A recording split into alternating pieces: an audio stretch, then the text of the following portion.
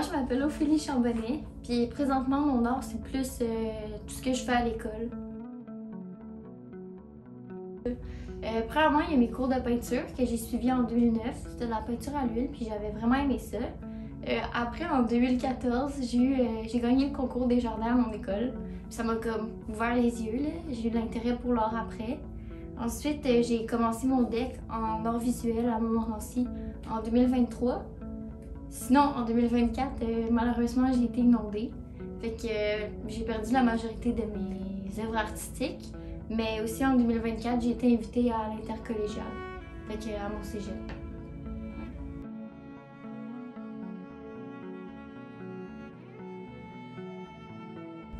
L'intercollégial, c'est une invitation pour représenter l'école avec les œuvres que tu as faites.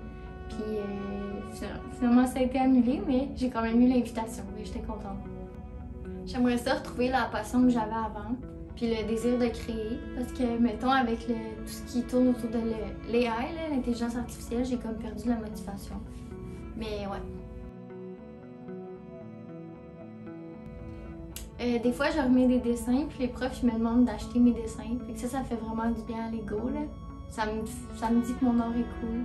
Tout d'abord, il y a eu quand j'ai perdu la majorité de mes œuvres à cause d'une inondation.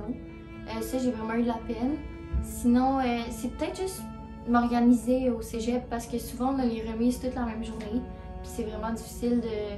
Tu sais, t'es obligé de moins travailler sur un projet. Là. Ça, c'est ma chambre.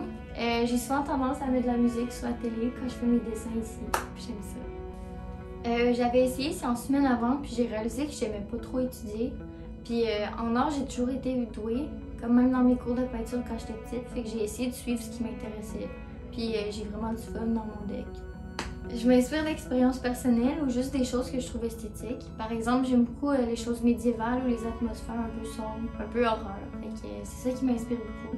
Sinon, je regarde un peu Pinterest, là, comme tout le monde. C'est sûr, j'aimerais ça que mon art il me rapporte de l'argent.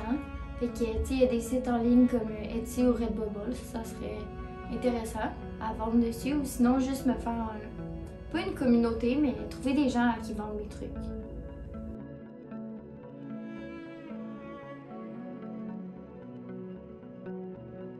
Moi, j'aime beaucoup utiliser ces crayons-là. C'est comme des crayons vraiment en noir foncé.